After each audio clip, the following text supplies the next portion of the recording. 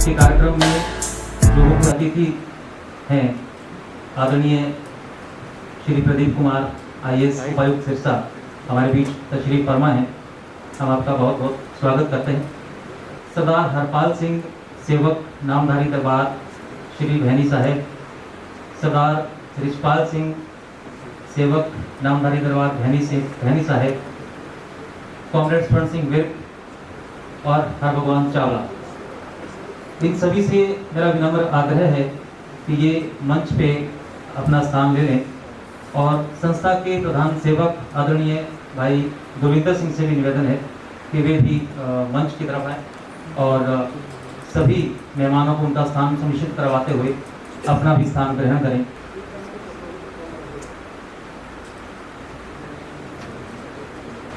मैं कार्यक्रम की शुरुआत में निवेदन कर रहा हूं सुखदेव सिंह ढिल्लों जी से कि वे आए हुए अतिथियों का स्वागत करें, उनका परिचय दें और उसके बाद हम वक्ताओं को और सम्मान कार्यक्रम को शुरू करें। आदरणीय सुखदेव सिंह ढिल्लों जी।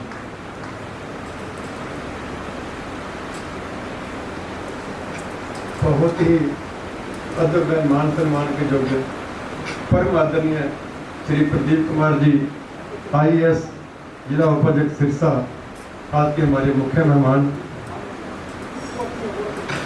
आज की मुख्य मेहलारे श्री स्वर्ण सिंह जी विर्क प्रसिद्ध इतिहासकार, संत हरपाल सिंह जी सेवक नामधारी दरबार, उन्होंने नाल संत रिछपाल सिंह जी सेवक नामधारी दरबार, डॉक्टर हरभगवान चावला जी प्रोफेसर नेशनल कॉलेज सिरसा तो, भाई गुरविंदर सिंह जी भाई कन्हैया मानव सेवा ट्रस्ट के प्रधान, अलग अलग संस्थावां तो आए हुए मोहतबर मौजूद मेहमान, दूर नेड़े आए हुए होर सज्जन मित्र, अज के दिन ते जंगे जाति के पहलकर्ता श्री सागू राम सिंह के जीवन से जो प्रकाश है, जो साडे लारे ने पाना है, इतिहास को प्यार करने वाले तुसीं सारे इत्थे आए हो, तुहाडा सारिआं दा इत्थे जी आइआं स्वागत है, हार्दिक अभिनंदन है, वेलकम। तुसीं अपने कीमती समय जो समा कढ़िया है। मैं एक बारी ज़्यादा कुछ ना कहां कि इतिहास बारे साडे विच संत हरपाल सिंह जी ने कामरेड स्वर्ण सिंह विर्क बैठे ने वो चानना पाउणगे। मैं एक बारी फिर तुहाडा इत्थे आउण दा कि कदम जिहड़ा तुहां लेखे लाया ते तुहाडे आउण दे नाल भाई कन्हैया मानव सेवा ट्रस्ट का सारिआं दा मान वधिया। तुहाडा बहुत बहुत धन्यवाद जी है, थैंक यू। कहते हैं मनुष्यता मनुष्य के बाद भी जिंदा रहती है। ऐसी ही मनुष्यता के दर्शन हम नित्य प्रतिदिन इस आश्रम में करते हैं और मनुष्यता को जिंदा प्रफुल्लित होते हुए देखते हैं। मुझे बहुत बार ये अनुभव होता है जब हम लोग भाई गुरविंदर सिंह जी से मिलते हैं और उन्हें लोग ये कहते हैं कि ये लोग जिनकी आप सेवा करते हैं इनकी कोई प्रोडक्टिविटी समाज में नहीं है, फिर आप इनके ऊपर इतनी तवज्जो इतना खर्चा क्यों करते हैं। और भाई गुरविंदर सिंह उनकी तरफ कोई ध्यान कोई तवज्जो नहीं देते और वे मनुष्यता के अपने काम में लगे रहते हैं। कहते हैं मनुष्यता कभी मरती नहीं, मनुष्य के बाद भी जिंदा रहती है। उसी मनुष्यता और मानवता पर बात करने के लिए हमारे बीच रिटायर्ड प्रिंसिपल आदरणीय हरभगवान चावला मौजूद हैं, रिटायर्ड प्रिंसिपल साहित्यकार टिप्पणीकार। मैं चावला जी से आग्रह कर रहा हूँ कि वे मनुष्यता मानवता की सेवा पे अपनी बात रखें। स्वागत तो सबका हो चुका है। मैं अपने बारे में सिर्फ एक बात कहता हूँ, होश संभालने के बाद मैं कभी किसी मंदिर में नहीं गया, लेकिन आज मैं मंदिर में हूं। मेरे लिए आप आस्था रख सकते हैं किसी के भी प्रति, ये व्यक्ति का विषय है। और कुछ लोगों को मैंने देखा 56 व्यंजन बनाकर ईश्वर का भोग लगाते हैं और वो भी किसी की डेथ पर आए हुए। मेरे अपने छोटे भाई की डेथ पर उनके रिश्तेदारों को मैंने सुबह व्यंजन बना के और भोग लगाते देखा, लाश घर में पड़ी थी। मैंने उनसे एक सवाल पूछा कि आप ऐसा क्यों कर रहे हैं? कहते जी, जिस ईश्वर ने हमें जन्म दिया हम उसका शुक्रिया अदा कर रहे हैं। मैंने कहा ठीक है, आप कीजिए, लेकिन हम सब ईश्वर की संतानें हैं। कल्पना करें किसी ऐसे बाप की जिसकी संतानें भूख से मर रही हों, क्या वो पकवान खा सकता है? हम जिस तरह से आडंबरों में डूबे हैं और आडंबर ही हमारी संस्कृति हो गई है, ये हमारे समाज के लिए बहुत खतरनाक बात है। उस ईश्वर के बच्चे यहां हैं, अगर हमें ईश्वर की वास्तव में सेवा करनी है तो यही करते हैं। वो इंसान जो अपने पैर पर खड़ा नहीं हो सकता, वो कितने लोगों को खड़ा कर रहा है। इसलिए मैं कह रहा हूं कि मैं आज मंदिर में हूं। एक साइंस की क्लासेस में भी हिंदी और अंग्रेजी पढ़ाई जाती है एक क्लास में। तो एक लड़की ने मुझसे पूछा जो मेडिकल की थी, कहते सर हम हिंदी और इंग्लिश क्यों पढ़ रहे हैं? हमें डॉक्टर बनना है, हमें इंजीनियर बनना है। मैंने उससे सिंपली एक सवाल पूछा, क्या तुम कभी फिल्म देखती हो? कहती है हाँ। तुम्हारा पसंदीदा हीरो कौन है? अमिताभ बच्चन। उस वक्त जमाना उन्हीं का था। तो फिल्म देखने के बाद तुम क्या महसूस करती हो? कि मुझे लगता है कि जब मैं बाहर आती हूं ना, इस दुनिया में कोई दुखी ना रहे और जितने गुंडे हैं सबको मैं पीटूं। मैंने कहा ये अचीवमेंट है फिल्म की। और साहित्य जो तुम पढ़ रहे हो हिंदी और अंग्रेजी के माध्यम से, वो साहित्य तुम्हें इंसान बनाता है। तुम डॉक्टर बनकर या इंजीनियर बनकर मशीन ना हो जाओ, तुम में इंसानियत जिंदा रहे, साहित्य यही काम करता है। और ये जो फिल्में हैं ये भी साहित्य की एक फॉर्म है। और मुझे खुशी है कि आज कुछ डॉक्टर्स हमारे बीच हैं, कुछ और होंगे जो संवेदनाओं को जिंदा रखे हुए हैं। कम से कम ईश्वर की उन संतानों की सेवा करने के लिए आते हैं जो संतानें अपनी सेवा नहीं कर सकती। एक टॉलस्टॉय, सबने नाम सुना है, बहुत छोटी सी उसकी कथा है। जो आदमी धर्म में जितना ऊंचा चला जाता है, धर्म गुरु बन के, आप मुझे माफ कीजिएगा किसी को बुरा लगे तो, उसका अहंकार उतना बढ़ जाता है। एक पादरी समुद्री जहाज में यात्रा कर रहे हैं, लोगों को अपने आसपास बुला के, और वो ये कहते हैं कि चलो मैं तुम्हें यीशु की कथाएं सुनाता हूं। वो कथाएं सुनाते हैं, लोग खुश होते हैं और उन्हें बड़ी खुशी होती है कि देखो मैं कितना अच्छा काम कर रहा हूं। जिस वक्त ये एहसास आ गया मन में कि मैं कर रहा हूं कुछ, फिर एक टापू आता है, टापू में सब लोग उतरते हैं। वहां पादरी जी देखते हैं कि 3 लोग हैं। वो उनसे पूछते हैं कि तुम्हारी उम्र कितनी है? कि जी हमें पता नहीं। तुम कहां से आए हो? हमें पता नहीं है। क्या तुम्हें ईश्वर ने पैदा किया ये पता है? कि नहीं जी। कहते हो तुम तो बड़े पाप के भागी हो जाओगे। चलो मैं तुम्हें प्रभु यीशु की प्रार्थनाएं सिखाता हूं, तुम ये प्रार्थनाएं किया करो। वो 3-4 घंटे रहे और सबको प्रार्थना सिखा दी। वो सब जब बोलने लगे प्रार्थना, तो उसके बाद वो जहाज पे चढ़े और चल पड़े और कहते हैं कि देखो आज ऐसे अज्ञानी लोगों का मैंने कल्याण किया। जहाज थोड़ी दूर जाता है, वो देखते हैं कि एक आदमी उन्हीं में से, उन तीनों में से एक आदमी उसके सामने खड़ा है। कहते पादरी जी मुझसे भूल हो गई, हम तीनों ने एक लाइन भूल गए आपकी प्रार्थना की, आप बताएंगे कि वो लाइन क्या है? कहते तुम यहाँ आए कैसे हो? कहते ऐसे ही। कहते कैसे? कहते समुद्र से जैसे आप आ रहे हैं। कहते तुम्हारे पास कोई जहाज था? कहते नहीं। फिर कैसे आए? कहते पानी पे चल के। वो कहता तुम्हें किसी ईश्वर की जरूरत नहीं, तुम्हें किसी प्रार्थना की जरूरत नहीं। हमारा ईश्वर हमारे अंदर है। अगर हमारे अंदर इंसानियत है तो हम सच्चे ईश्वर भक्त हैं, और अगर इंसानियत नहीं है तो हम ईश्वर का, अगर आप सोच रहे हैं कि हमें वो मोक्ष देंगे, हम हेरा फेरिया करके, बेईमानी करके एक मुकुट साईं बाबा के मंदिर में चढ़ा देंगे, मोक्ष मिल जाएगा, तो मोक्ष उन लोगों के लिए तो बिल्कुल भी नहीं। ईश्वर इतना ज्ञानी कहां से हो गया? आजकल का नेता थोड़ी है जो चमचागिरी पसंद करेगा। तुम 3-3, 4-4 घंटे बैठ के पूजा करते रहो। ईश्वर चमचागिरी पसंद नहीं करता है। उसने इंसान बना के हमें भेजा है। हम इंसान हैं कि नहीं है, ईश्वर ये देखता है। आज जो ये आयोजन हुआ है, मेरे सामने कई मेरे स्टूडेंट्स भी हैं और मैंने हमेशा उनसे ये कहा कि तुम प्रधानमंत्री बन जाओ, राष्ट्रपति बन जाओ, कोई फिल्मी हीरो बन जाओ, क्रिकेट के प्लेयर बन जाओ, मुझे तुम पर कोई गर्व नहीं होगा। आदमी पद से बड़ा नहीं होता, आदमी इंसानियत से बड़ा होता है। अगर कोई बिल्कुल गरीब आदमी जिसके पास खाने को रोटी नहीं है, लेकिन आप देखते हैं आज भी गांव में इतने संकट के बावजूद हमारे गांव में कोई भूखा नहीं है, लोग बांट के खा लेते हैं।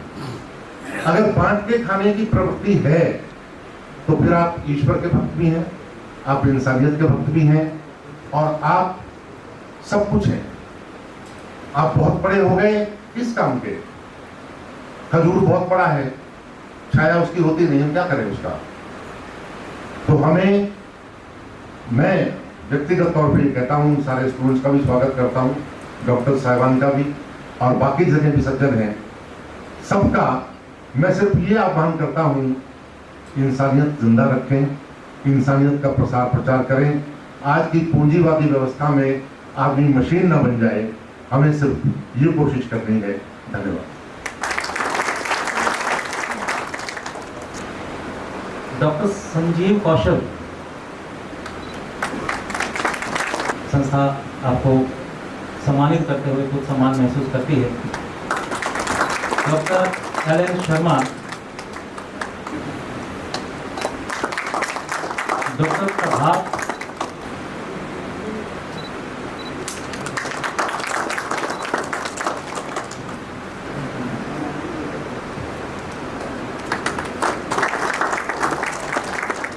डॉक्टर अमित नारंग जुड़े हैं अभी,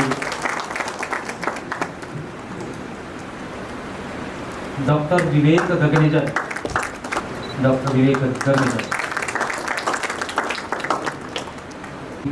हम जानेंगे। लेकिन बहुत कौतूहल होता है जब प्रथम स्वतंत्रता की बात किसी के दिमाग में आती है, जहां गुलामियों का वातावरण हो और गुलामी किसी को बर्दाश्त ना हो, और तब कोई एक आदमी बोलता है, उस आदमी का नाम वाकई इतिहास में जिंदा रहना चाहिए। और उन्हीं के बारे में आज बात करने के लिए हमारे बीच मौजूद हैं सरदार हरपाल सिंह, सेवक नामधारी दरबार श्री बहन साहब। मैं बहुत ही विनम्रता के साथ आपको आमंत्रित कर रहा हूँ कि आप हमें श्री सतगुरु राम सिंह जी के जीवन के बारे में अपनी विचारों का व्यक्त करें। आदरणीय हरपाल सिंह। मंच से शोभित श्री कबीर कुमार जी, श्री हरप्रमान चावला जी, बिट जी, और पतवंते सज्जनों, मैं कुछ समा सतगुरु राम सिंह जी बारे अपने विचार ਤੁਹਾਡੇ ਨਾਲ ਸਾਂਝੇ ਕਰਾਂਗਾ कि ਅਸੀਂ ਉੱਤਰੀ ਭਾਰਤ ਵਾਲੇ ਘੱਟੋ ਘੱਟ मैं समझदा कि हिंदी ते पंजाबी, हिंदू ते सिख एक दूसरे नाल इस तरह जुड़े ते मिक्सअप होए ना, पंजाबी समझने वाला हिंदी समझ सकता है, हिंदी समझने वाला पूरी तरह पंजाबी समझ सकता है। जो कोई हिंदी बोलता है पूरी तरह उस तरह समझते। इस तरह ही ਜਿਹੜੇ हिंदू ते सिख ने साडे बहुत सारे संस्कार ਜਿਹੜੇ ਨੇ ਉਹ भी एक दूसरे नाल इस तरह जुड़े होए ने। ਅਸੀਂ ਇੱਕੋ सिक्के ਦੇ दो पासे। ਇਹ ਤੇ ਇੰਨਾ ही। खैर मैं हिंदी च भी बोल लेता, पर मैनूं लगता कि मैनूं पंजाबी च बोलना थोड़ा जिहा अपने दिल तो आवाज़ होएगी, हिंदी च बोलना दिमाग तो बोलिया जाएगा। इस करके मैं चाहांगा कि दिल तो गल कीती। सतगुरु राम सिंह जी बारे गल करने तो पहलों मैं दसना चाहना कि जिहड़ा ये आश्रम है भाई कन्हैया जी के नाम, ये एक किस्म का गुरु नानक का जिहड़ा कंसैप्ट सी, उन्होंने का जिहड़ा सिद्धांत है, किरत करो, नाम जपो तो बन सको। पहला किरत करो। ਗੁਰੂ ਨਾਨਕ ਦੇਵ ਨੇ ਇੱਕ ਉਹਨਾਂ ਦੀ ਤੁਕ ਹੈ, ਇੱਕ ਤੁਕ ਦੇ ਵਿੱਚ ਹੀ ਮੈਂ ਸਮਝਦਾ ਐਡਾ ਵੱਡਾ ਫਲਸਫਾ ਹੈ। ਕਿਹੜਾ ਲੈਨਨਵਾਦ ਤੇ ਕਿਹੜਾ ਮਾਰਕਸਵਾਦ ਤੋਂ ਵੱਡਾ ਹੋਏਗਾ। ਉਹ ਆਖਦੇ ਨੇ ਘਾਲ ਖਾਏ ਕਿਛ ਹੱਥਾਂ ਹੋ ਜੇ, ਨਾਨਕ ਰਾਹ ਪਛਾਣਾ ਹੈ ਸੀ। ਤੁਸੀਂ ਪਰਮਾਤਮਾ ਦੇ ਹੁਣੇ ਚਾਵਲਾ ਜੀ ਜਿਸ ਤਰ੍ਹਾਂ ਗੱਲ ਕਰਕੇ ਗਏ ਸੀ, ਪਰਮਾਤਮਾ ਦੇ ਰਾਹ ਤੇ ਤੁਸੀਂ ਤੁਰਨਾ ਹੈ ਤੇ ਸੱਚੀ ਸੁੱਚੀ ਕਿਰਤ ਕਰੋ ਤੇ ਉਹਦੇ ਚੋਂ ਵੀ ਕੁਝ ਦਾਨ ਕਰੋ, ਫਿਰ ਤੁਸੀਂ ਪਰਮਾਤਮਾ ਦੇ ਰਾਹ ਨੂੰ ਪਛਾਣ ਸਕਦੇ ਹੋ। ਦੂਸਰੀ ਉਹ ਆਖਦੇ ਨੇ ਹੱਕ ਪਰਾਇਆ ਨਾਨਕਾ ਉਹ ਸੂਰ ਉਸ ਦਾ। ਤੁਹਾਡੇ ਵਾਸਤੇ ਸਹੁੰ ਵਾਲੀ ਗੱਲ ਹੈ ਪਰਾਇਆ ਹੱਕ, ਕਿ ਜੇ ਦੋ ਗੱਲਾਂ ਹੀ ਅਸੀਂ ਸੱਚੀ ਸੁੱਚੀ ਕਿਰਤ ਕਰੀਏ, ਉਹਦੇ ਚੋਂ ਵੀ ਲੋੜਵੰਦ ਨੂੰ ਉਹਦੀ ਮਦਦ ਕਰੀਏ, ਪਰਾਏ ਹੱਕ ਨੂੰ ਛੂਹੀਏ ਤੱਕ ਨਾ ਕਿ ਦੁਨੀਆ 'ਚ ਕਿਸੇ ਵੀ ਹਥਿਆਰ ਦੀ ਲੋੜ ਹੈ, ਕਿ ਦੁਨੀਆ 'ਚ ਸਾਰੀ 'ਚ ਸ਼ਾਂਤੀ ਨਹੀਂ ਹੋ ਸਕਦੀ। ਇਹ ਦੋ ਸ਼ਬਦਾਂ ਦੇ ਵਿੱਚ ਏਡਾ ਵੱਡਾ ਸਿਧਾਂਤ ਹੈ। ਤੇ ਜਿਹੜੀ ਦੂਸਰੇ ਦੀ ਸੇਵਾ ਕਰਨ ਵਾਲੀ ਗੱਲ ਹੈ, ਗੁਰੂ ਨਾਨਕ ਬਾਰੇ ਇਹ ਆਖਿਆ ਜਾਂਦਾ ਹੈ ਕਿ ਬੁਰੇ ਨਾਲ ਸਭ ਕਰਨ ਬੁਰਾਈ, ਮਾਫ ਕਰਨ ਕਈ ਸਿਆਣੇ। ਸਿਆਣੇ ਬੰਦੇ ਹੋਣ ਕੇ ਕੋਈ ਗੱਲ ਦੀ ਨਹੀਂ ਗਲਤੀ ਕੀਤੀ। ਬੁਰੇ ਨਾਲ ਜੋ ਨੇਕੀ ਕਰਨੀ, ਇਹ ਗੁਰੂ ਨਾਨਕ ਦਾ। ਤੇ ਜਿਹੜੀ ਬੁਰੇ ਨਾਲ ਵੀ ਨੇਕੀ ਕਰਨੀ ਹੈ, ਇਹ ਕਨਸੈਪਟ ਦਿੱਤਾ ਸੀ ਗੁਰੂ ਨਾਨਕ ਨੇ, ਉਹ ਸੀ ਭਾਈ ਕਨ੍ਹਈਆ, ਜਿਸ ਨਾਮ ਤੇ ਇਹ ਆਸ਼ਰਮ ਬਣਿਆ ਹੋਇਆ। ਤੇ ਭਾਈ ਕਨ੍ਹਈਆ ਜੀ ਨੇ ਕਿ ਉਹ ਮੈਂ ਸਮਝਦਾ ਕਿ ਮੈਦਾਨ ਦੇ ਜੰਗ ਵਿੱਚ ਆਪਣੇ ਦੁਸ਼ਮਣਾਂ ਦੇ ਸਿਪਾਹੀਆਂ ਨੂੰ ਆਪਣੇ ਸਿਪਾਹੀਆਂ ਵਾਂਗੂ ਹੀ ਪਾਣੀ ਪਿਆ ਰਹੇ ਨੇ। ਤੇ ਫਿਰ ਜਿਹੜਾ ਉਸ ਫੌਜ ਦਾ ਅਸੀਂ ਗੁਰੂ ਕਹਿੰਦੇ ਹਾਂ, ਕਮਾਂਡਰ ਕਹਿ ਲਓ, ਗੁਰੂ ਗੋਬਿੰਦ ਸਿੰਘ ਕੋਲ ਗੱਲ ਜਾਂਦੀ ਹੈ ਤੇ ਇੱਕੋ ਇੱਕ ਗੁਰੂ ਨਾਨਕ ਦੀ ਗੱਦੀ ਦਾ ਵਾਰਸ ਗੁਰੂ ਗੋਬਿੰਦ ਸਿੰਘ ਹੀ ਹੋਏਗਾ। ਉਹਨੂੰ ਸ਼ਾਬਾਸ਼ ਦਿੰਦੇ ਨੇ, ਹਿੱਕ ਨਾਲ ਲਾਉਂਦੇ ਨੇ ਤੇ ਨਾਲ ਮਲਮ ਦਿੰਦੇ ਨੇ, ਪੱਟੀ ਦਿੰਦੇ ਨੇ। ਉਹਨਾਂ ਨੂੰ ਪਾਣੀ ਪਿਆ ਕੇ ਕਿਸੇ ਨੂੰ ਲੋੜ ਹੋਵੇ ਉਹਨੂੰ ਮਲਮ ਪੱਟੀ ਵੀ ਕਰ ਦਿਆਗਾ। ਸਾਡੀ ਲੜਾਈ ਕਿਸੇ ਮਨੁੱਖ ਨਾਲ ਨਹੀਂ, ਸਾਡੀ ਲੜਾਈ ਤੇ ਇੱਕ ਜ਼ੁਲਮ ਨਾਲ ਹੈ। ਪਰ ਜਦੋਂ ਉਹ ਡਿੱਗ ਪਿਆ, ਜਦੋਂ ਉਹ ਲੋੜਵੰਦ ਹੈ, ਜਦੋਂ ਉਹਦੀ ਮਦਦ ਦੀ ਲੋੜ ਹੈ, ਉਦੋਂ ਉਹਦੀ ਮਦਦ ਕਰੋ। ਭੁੱਖੇ ਨੂੰ ਰੋਟੀ ਦਿਓ, ਬਿਮਾਰ ਦੀ ਸੇਵਾ ਕਰੋ। ਤੇ ਇਸੇ ਸਿਧਾਂਤ ਤੇ ਹੀ ਭਾਈ ਕੁਲਵਿੰਦਰ ਸਿੰਘ ਹੋਰਾਂ ਨੇ, ਕਿਸੇ ਕਵੀ ਨੇ ਲਿਖਿਆ, ਜਿਨ੍ਹਾਂ ਨੇ ਉੱਡਣਾ ਹੁੰਦਾ ਉਹ ਹਵਾ ਨਹੀਂ ਵੇਖਿਆ ਕਰਦੇ, ਸੂਰਜਵਾਨ ਜੋ ਚੜ੍ਹਦੇ ਨੇ ਉਹ ਘਟਾ ਨਹੀਂ ਵੇਖਿਆ ਕਰਦੇ। ਉਹਨਾਂ ਨੇ ਇਹ ਨਹੀਂ ਵੇਖਿਆ ਕਿ ਮੈਂ ਆਪ ਤੇ ਵੀਲਚੇਅਰ ਤੇ ਹਾਂ, ਮੈਂ ਤੇ ਆਪਣੀ ਜ਼ਿੰਦਗੀ ਸਿਰਫ ਪੂਰੀ ਕਰ ਸਕਦਾ। ਬੜੇ ਛੋਟੇ ਜਿਹੇ ਪੱਧਰ ਤੋਂ ਇਹਨਾਂ ਨੇ ਸ਼ੁਰੂ ਕੀਤਾ। ਪਰ ਇੱਕ ਵਾਰ ਵਿਗਿਆਨ ਭਵਨ 'ਚ ਪ੍ਰਧਾਨ ਮੰਤਰੀ ਇੰਦਰਾ ਗਾਂਧੀ ਵੀ ਆਏ ਸੀ, ਉੱਥੇ ਬੜਾ ਵੱਡਾ ਸਮਾਗਮ ਸੀ ਤੇ ਸਤਿਗੁਰੂ ਜਗਜੀਤ ਸਿੰਘ ਜੀ ਨੇ 1981 ਵਿੱਚ ਉੱਥੇ ਜਿਹੜੇ ਬਚਨ ਕੀਤੇ, ਉਹਨਾਂ 'ਚੋਂ ਦੋ ਬਚਨ ਮੈਂ ਸਿਰਫ ਤੁਹਾਡੇ ਨਾਲ ਸਾਂਝੇ ਕਰਦਾ। ਇੱਕ ਉਹਨਾਂ ਨੇ ਆਖਿਆ ਸੀ, ਅਸੀਂ ਆਪਣੀ ਸੰਸਕ੍ਰਿਤੀ ਨੂੰ, ਭਾਰਤੀ ਸੰਸਕ੍ਰਿਤੀ ਨੂੰ ਅਪਣਾ ਲਈਏ ਤੇ ਸਾਡਾ ਭਾਰਤ ਵਰਸ਼ ਜਿਹੜਾ ਹੈ ਉਹ ਵਿਕਾਸਸ਼ੀਲ ਦੇਸ਼ਾਂ ਦੀ ਸਿਰਫ ਕਤਾਰ ਵਿੱਚ ਹੀ ਨਹੀਂ, ਦੁਨੀਆ ਦਾ ਮਾਰਗਦਰਸ਼ਨ ਕਰਨ ਵਾਲਾ, ਦੁਨੀਆ ਦਾ ਰਾਹ ਬਸੇਰਾ ਦੇਸ਼ ਬਣ ਸਕਦਾ। ਦੂਸਰੀ ਉਹਨਾਂ ਨੇ ਆਖੀ ਸੀ ਕਿ ਕੁਦਰਤੀ ਤੌਰ ਤੇ ਇੱਕ ਰਾਹ ਦੇ ਪਾਂਧੇ ਇਕੱਠੇ ਹੋ ਜਾਂਦੇ, ਇੱਕ ਰਾਹ ਤੇ ਚੱਲਣ ਵਾਲੇ ਕੁਦਰਤੀ ਤੌਰ ਤੇ ਇਕੱਠੇ ਹੋ ਜਾਂਦੇ। ਜਦੋਂ ਭਾਈ ਗੁਰਵਿੰਦਰ ਸਿੰਘ ਹੋਰੀ, ਅੱਜ ਇਹਨਾਂ ਦੀ ਪਛਾਣ ਸ਼ਾਇਦ ਇਹਨਾਂ ਦਾ ਨਾਮ ਗੁਰਵਿੰਦਰ ਸਿੰਘ ਬਹੁਤ ਘੱਟ ਜਾਣਦੇ ਹੋਣਗੇ, ਭਾਈ ਕਨ੍ਹਈਆ ਕਰਕੇ ਜਾਣਦੇ। ਇਹਨਾਂ ਦੀ ਮੈਂ ਸਮਝਦਾ ਰੂਹ ਦੇ ਵਿੱਚ ਜਿਹੜੀ ਭਾਈ ਕਨ੍ਹਈਏ ਦੀ ਪ੍ਰੇਰਨਾ ਜਦੋਂ ਆ ਗਈ ਤੇ ਭਾਈ ਕਨ੍ਹਈਆ ਬਣ ਤੇ ਇਹਨਾਂ ਨੇ ਬੜੇ ਛੋਟੇ ਜਿਹੇ ਪੱਧਰ ਤੋਂ ਕਾਰਜ ਸ਼ੁਰੂ ਕੀਤਾ। ਅੱਜ ਸੈਂਕੜੇ, ਸ਼ਾਇਦ 300-400 ਉਹ ਵਿਅਕਤੀ ਸਰਸਾ, ਐਲਨਾਬਾਦ ਆ ਨੇੜੇ ਤੇੜੇ ਦੇ ਸ਼ਹਿਰਾਂ 'ਚ ਕਿਤੇ ਵੀ ਕੋਈ ਸੜਕ ਤੇ ਅਪਾਹਜ ਨਹੀਂ ਹੋਏ, ਕਿਤੇ ਵੀ ਕੋਈ ਸੜਕ ਤੇ ਪਿਆ ਉਸ ਤਰ੍ਹਾਂ ਦਾ ਨਹੀਂ ਹੋਏਗਾ, ਮੰਦਬੁੱਧੀ ਨਹੀਂ ਹੋਏਗਾ। ਜਿਹੜਾ ਵੀ ਹੋਏਗਾ ਇਹਨਾਂ ਦੀ ਐਂਬੂਲੈਂਸ ਜਾਏਗੀ ਤੇ ਉਹਨੂੰ ਲੈ ਆਏਗੀ। ਇਹ ਹੈ ਸੇਵਾ ਦਾ ਕਨਸੈਪਟ।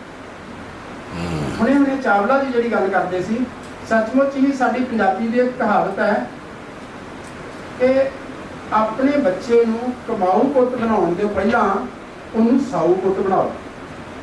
ਜਿਹੜਾ ਸਾਊ ਪੁੱਤ ਹੋਏਗਾ ਉਹ ਜਿੰਨਾ ਕੁ ਵੀ ਕਮਾਏਗਾ ਉਹ ਆਪਣੇ ਮਾਂ-ਪਿਓ ਦੀ, ਆਪਣੇ ਰਿਸ਼ਤੇਦਾਰਾਂ ਦੀ, ਆਪਣੇ ਚਾਰ ਚਫੇਰੇ ਦੀ ਤੇ ਆਪਣੇ ਸਮਾਜ ਦੇ ਭਲੇ ਵਾਸਤੇ ਵਰਤੇਗਾ। ਜਿਹੜਾ ਸਿਰਫ ਕਮਾਊ ਪੁੱਤ ਹੋਏਗਾ, ਸਾਊ ਪੁੱਤ ਨਹੀਂ ਹੋਏਗਾ, ਉਹ ਹੋ ਸਕਦਾ ਡਾਕਟਰ ਬਣ ਕੇ ਵੀ ਕਿਸੇ ਦੀ ਕਿਡਨੀ ਕੱਢ ਕੇ ਵੇਚ ਦੇਵੇ, ਕਿਸੇ ਨੂੰ ਆਪਰੇਸ਼ਨ ਦੀ ਨਹੀਂ ਲੋੜ ਤੇ ਉਹਦਾ ਢਿੱਡ ਪਾੜ ਦੇਵੇ। ਜਦੋਂ ਕੱਲਾ ਕਮਾਊ ਪੁੱਤ ਹੋਏਗਾ ਉਹਨੂੰ ਸਿਰਫ ਪੈਸੇ ਦਿਸਣਗੇ। ਇਸ ਕਰਕੇ ਅੱਜ ਦੀ ਸਮੇਂ ਦੀ ਲੋੜ ਹੈ ਕਿ ਸਾਡਾ ਵਿਦਿਆ ਤੰਤਰ ਜਿਹੜਾ ਉਹ ਸਾਨੂੰ ਸਿਰਫ ਕਮਾਊ ਪੁੱਤ ਬਣਾ ਰਿਹਾ ਹੈ। ਅਸੀਂ ਆਪਣੇ ਸਮਾਜ ਨੂੰ ਸਾਊ ਪੁੱਤ ਬਣਾਈਏ ਤੇ ਜਦੋਂ ਵੀ ਕਿਸੇ ਅਹੁਦੇ ਤੇ ਕਿਸੇ ਨੂੰ ਲਾਉਣਾ ਹੁੰਦਾ ਉਦੋਂ ਉਹਦਾ IQ ਲੈਵਲ ਵੇਖਿਆ ਜਾਂਦਾ ਹੈ, ਇੰਟੈਲੀਜੈਂਸੀ ਵੇਖੀ ਜਾਂਦੀ ਹੈ, ਉਹਦਾ EQ ਲੈਵਲ ਨਹੀਂ ਵੇਖਿਆ ਜਾਂਦਾ, ਉਹਦੇ ਇਮੋਸ਼ਨਸ ਨਹੀਂ ਵੇਖੇ ਜਾਂਦੇ, ਜਿਨ੍ਹਾਂ ਵਿੱਚ ਸੰਵੇਦਨਾ ਨਹੀਂ, ਜਿਨ੍ਹਾਂ ਵਿੱਚ ਭਾਵਨਾ ਨਹੀਂ, ਜਿਹਦੇ ਵਿੱਚ ਸੇਵਾ ਭਾਵਨਾ ਨਹੀਂ, ਉਹ ਕਦੇ ਵੀ ਸਮਾਜ ਦਾ ਕਲਿਆਣ ਨਹੀਂ ਕਰ ਸਕਦੇ। ਤੇ ਸੱਚਮੁੱਚ ਹੀ ਇਹ भाई गुरिंदर सूरी किन्ना पढ़े होणगे, इन्हां ने किन्नियां डिग्रियां कीतियां, किन्ना ने पैसा कमाया, ये मैना नहीं रखदा। इन्हां दा आने वाले समय में वड्डे वड्डे अमीर भुल जाएंगे, पर इन्हां नूं कोई नहीं भुलेगा। ये आश्रम इन्हां तो बाद भी इसी तरह चलदा है।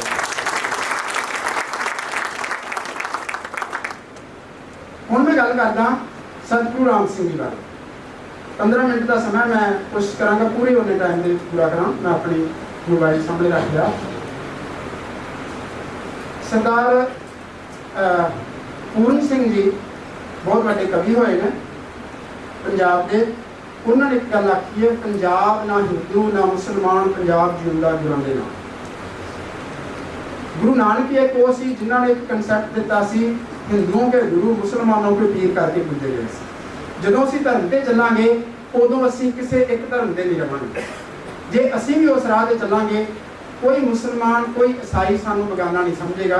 फिर तो सबको मीत हम अपना चीना, हम सबना के साजन, सारा संसार एक पिता एक सके हम बारक रखे। केवल मनुख ही नहीं, सारे जीव जंतु भी सानू उसे परमात्मा दे लगेंगे, सारे सानू अपना परिवार रखेंगे। यही सी कंसैप्ट जिहड़ा सी सिੱਖੀ ਦਾ कंसैप्ट सी। ਇਹੋ ਹੀ कंसैप्ट है जिहदे नाल समाज का कल्याण हो सकता। ਤੇ ਇਸੇ ਕੰਸੈਪਟ ਦੇ ਵਾਸਤੇ ਹੀ ਗੁਰੂ ਅਰਜਨ ਦੇਵ ਨੇ ਸ਼ਹੀਦੀ ਦਿੱਤੀ। ਗੁਰੂ ਤੇਗ ਬਹਾਦਰ ਦਾ 400 ਸਾਲਾ ਪ੍ਰਕਾਸ਼ ਪੁਰਬ ਮਨਾ ਰਹੇ ਹਾਂ। ਜੇ ਉਹਨਾਂ ਕੋਲੇ ਕਸ਼ਮੀਰ ਦੇ ਪੰਡਤ ਆਏ ਸੀ ਕਿ ਔਰੰਗਜ਼ੇਬ ਸਾਡੇ ਧਰਮ ਨੂੰ ਬਦਲ ਰਿਹਾ ਹੈ, ਸਖਤੀ ਨਾਲ ਬਦਲ ਰਿਹਾ ਹੈ, ਸਾਨੂੰ ਕਹਿੰਦਾ ਮੁਸਲਮਾਨ ਹੋ ਜਾਓ ਨਹੀਂ ਤੇ ਮੌਤ ਕਬੂਲ ਕਰੋ। ਉਹਨਾਂ ਨੇ ਕਿਹਾ ਜਾਓ ਬਸ ਇਹਨਾਂ ਜਾ ਕੇ ਕਹਿ ਦਿਓ ਇੱਕ ਤੇਗ ਬਹਾਦਰ ਨੂੰ, ਉਹ ਸਾਡਾ ਗੁਰੂ ਹੈ, ਉਹਨੂੰ ਮੁਸਲਮਾਨ ਬਣਾ ਲਿਆ, ਅਸੀਂ ਸਾਰੇ ਬਣ ਜਾਵਾਂਗੇ। ਉਹਨਾਂ ਨੇ ਇਸ ਵਾਸਤੇ ਸ਼ਹੀਦੀ ਦਿੱਤੀ। ਮੈਂ ਸਮਝਦਾ ਜੇ ਉਸ ਦਿਨ ਮੁਸਲਮਾਨਾਂ ਤੇ ਅਸੀਂ ਹਿੰਦੂ ਜ਼ੁਲਮ ਕਰਦੇ ਹੁੰਦੇ ਤਾਂ ਵੀ ਗੁਰੂ ਤੇਗ ਬਹਾਦਰ ਸ਼ਹੀਦੀ ਦਿੱਤੀ। ਉਹ ਸੀ ਸ਼ਹੀਦੀ ਸੀ ਜ਼ੁਲਮ ਦੇ ਖਿਲਾਫ ਸੀ। ਕਿਸੇ ਨੂੰ ਵੀ ਆਜ਼ਾਦੀ ਹੈ ਉਹ ਆਪਣੇ ਅਸੂਲਾਂ ਤੇ ਚੱਲ ਸਕੇ।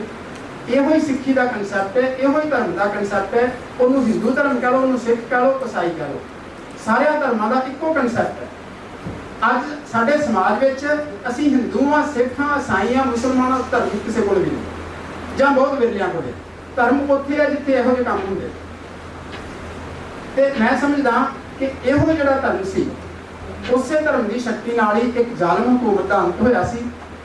ਸਿੱਖ ਖਾਲਸਾ ਦਰਬਾਰ ਦਾ ਰਾਜ ਹੋਇਆ, ਪਰ ਉਹ ਵੀ ਜਦੋਂ ਆਪਣੇ ਅਸੂਲਾਂ ਤੋਂ ਡਿੱਗ ਪਏ, ਜ਼ੁਲਮ ਤੇ ਆ ਗਏ, ਉਹ ਵੀ ਗਿਆ। ਅੰਗਰੇਜ਼ਾਂ ਦਾ ਰਾਜ ਹੋ ਗਿਆ। ਤੇ ਮੈਂ ਸਿਰਫ ਇਹ ਦੱਸਣਾ ਚਾਹੁੰਦਾ ਕਿ ਸਤਿਗੁਰੂ ਰਾਮ ਸਿੰਘ ਜਿਹੜੇ ਨੇ ਉਹ ਕਿੰਨਾ ਹਾਲਾਤਾਂ ਵਿੱਚ ਤੇ ਕਿੱਥੋਂ ਉੱਠ ਕੇ ਤੇ ਉਹਨਾਂ ਨੇ ਕਿੱਡਾ ਵੱਡਾ ਕੁਛ ਕੀਤਾ। ਇੱਕ ਸਧਾਰਨ ਪਰਿਵਾਰ ਵਿੱਚ ਉਹਨਾਂ ਦਾ ਜਨਮ ਹੋਇਆ। ਉਹਨਾਂ ਦੇ ਪਿਤਾ ਬਾਬਾ ਜੱਸਾ ਸਿੰਘ, ਉਹਨਾਂ ਦੀ ਕੋਈ ਜ਼ਮੀਨ ਨਹੀਂ, ਲੋਕਾਂ ਦੀ ਸੇਤੀ ਦਾ ਕੰਮ ਕਰਦੇ। ਉਸ ਮਾਹੌਲ ਵਿੱਚੋਂ ਉੱਠ ਕੇ ਉਹ ਜਦੋਂ ਜਵਾਨ ਹੁੰਦੇ ਨੇ ਆਪਣੇ ਪਿਤਾ ਨਾਲ ਮਿਸਤਰੀ ਦਾ ਕੰਮ ਕਰਦੇ ਨੇ, ਵਟਾਈ ਤੇ ਜ਼ਮੀਨ ਲੈ ਕੇ ਖੇਤੀ ਕਰਦੇ ਨੇ। ਜਵਾਨ ਹੁੰਦੇ ਨੇ ਮਹਾਰਾਜਾ ਰਣਜੀਤ ਸਿੰਘ ਦੀ ਫੌਜ ਵਿੱਚ ਭਰਤੀ ਹੋ ਜਾਂਦੇ ਨੇ। ਉਹ ਸਿੱਖ ਰਾਜ ਦਾ ਸੂਰਜ ਸਿਖਰ ਤੇ ਵੀ ਵੇਖਦੇ ਨੇ, ਉਹ ਸ਼ਿਵ ਦਾ ਵੀ ਵੇਖਦੇ ਨੇ, ਉਹਦਾ ਕਾਰਨ ਨਹੀਂ ਸਮਝਦੇ। ਪੰਜਾਬ ਗੁਲਾਮ ਹੋ ਜਾਂਦਾ। 200 ਸਾਲ ਹਿੰਦੁਸਤਾਨ ਗੁਲਾਮ ਰਿਹਾ, 100 ਸਾਲ ਪੰਜਾਬ ਗੁਲਾਮ ਰਿਹਾ, 100 ਸਾਲ ਬਾਅਦ ਪੰਜਾਬ ਗੁਲਾਮ ਹੋਇਆ। ਉਹਨਾਂ ਨੂੰ ਇਹ ਗੁਲਾਮੀ ਇੰਨੀ ਰੜਕੀ, ਲੰਮਾ ਸਮਾਂ ਚਿੰਤਨ ਕਰਦੇ ਨੇ ਕਿਵੇਂ ਇਹਦਾ ਨਿਵਾਰਨ ਕਿਵੇਂ ਕੀਤਾ ਜਾਵੇ। ਤੇ ਉਸ ਤੋਂ ਬਾਅਦ 1857 ਵਿਸਾਖੀ ਵਾਲੇ ਦਿਨ 13 ਅਪ੍ਰੈਲ ਨੂੰ ਉਹ ਸ੍ਰੀ ਭੈਣੀ ਸਾਹਿਬ ਇੱਕ ਤਿਕੋਣਾ ਸਫੈਦ ਝੰਡਾ ਚਲਾਉਂਦੇ ਨੇ। ਉਹ ਸਫੈਦ ਝੰਡਾ ਤਿਕੋਣਾ ਜਿਹੜਾ ਸੀ, ਉਹ ਆਜ਼ਾਦੀ ਦਾ ਵੀ ਪ੍ਰਤੀਕ ਸੀ, ਉਹ ਸ਼ਾਂਤੀ ਦਾ ਵੀ ਪ੍ਰਤੀਕ ਸੀ, ਉਹ ਸਵੱਛਤਾ ਦਾ ਵੀ ਪ੍ਰਤੀਕ ਸੀ, ਉਹ ਸੱਚ ਦਾ ਵੀ ਪ੍ਰਤੀਕ ਸੀ। ਤੇ ਵਿਸ਼ਵ ਦੇ ਇਤਿਹਾਸ ਵਿੱਚ ਜੇ ਅਸੀਂ ਵੇਖੀਏ ਗੁਰੂ ਰਾਮ ਸਿੰਘ ਤੋਂ ਪਹਿਲਾਂ, ਕਿਉਂਕਿ ਉਹਨਾਂ ਨੇ ਲੰਮਾ ਸਮਾਂ ਜਦੋਂ ਚਿੰਤਨ ਕੀਤਾ ਤੇ ਉਹਨਾਂ ਨੇ ਵੇਖਿਆ ਕਿ ਜਿਹੜੇ ਅੰਗਰੇਜ਼ ਨੇ ਇਹ ਵਪਾਰੀ ਨੇ, ਇਹਨਾਂ ਤੋਂ ਅੱਜ ਪੂਰੀ ਦੁਨੀਆ ਵਿੱਚ ਇਹਨਾਂ ਦਾ ਰਾਜ ਹੋ ਚੁੱਕਾ। ਉਹਨਾਂ ਦੇ ਰਾਜ ਵਿੱਚ ਕਿਤੇ ਸੂਰਜ ਨਹੀਂ ਸੀ ਛਿਪਦਾ। 1857 ਦਾ ਜਿਹੜਾ ਗਦਰ ਹੋਇਆ, ਉਹ ਪਹਿਲਾ ਹੰਭਲਾ ਸੀ ਅੰਗਰੇਜ਼ਾਂ ਨੂੰ ਬਾਹਰ ਕੱਢਣ ਦਾ। ਪਰ ਅਸੀਂ 1857 ਵਿੱਚ ਉਸੇ ਮੈਦਾਨ ਵਿੱਚ ਉਸੇ ਢੰਗ ਨਾਲ ਦੁਬਾਰਾ ਹਾਰੇ ਜਿਹੜੇ ਢੰਗ ਨਾਲ ਅਸੀਂ ਪਹਿਲਾਂ ਹਾਰ ਚੁੱਕੇ ਸਾਂ। ਇਹ ਸਾਰੇ ਰਜਵਾੜੇ ਜਿਹੜੇ ਸੀ ਇੱਕ ਵਾਰੀ ਪਹਿਲਾਂ ਉਹਨਾਂ ਕੋਲ ਫੌਜ ਨਾਲ ਹਾਰ ਚੁੱਕੇ ਸੀ, ਦੂਜੀ ਵਾਰੀ ਫੇਰ ਹਾਰੇ। ਸਤਿਗੁਰੂ ਰਾਮ ਸਿੰਘ ਨੇ ਲੰਮਾ ਸਮਾਂ ਚਿੰਤਨ ਕਰਕੇ 1857 ਦੇ ਗਦਰ ਤੋਂ 20 ਮਹੀਨਾ ਪਹਿਲਾਂ ਉਹਨਾਂ ਨੇ ਸ੍ਰੀ ਭੈਣੀ ਸਾਹਿਬ ਤੋਂ ਸ਼ੁਰੂ ਕੀਤਾ।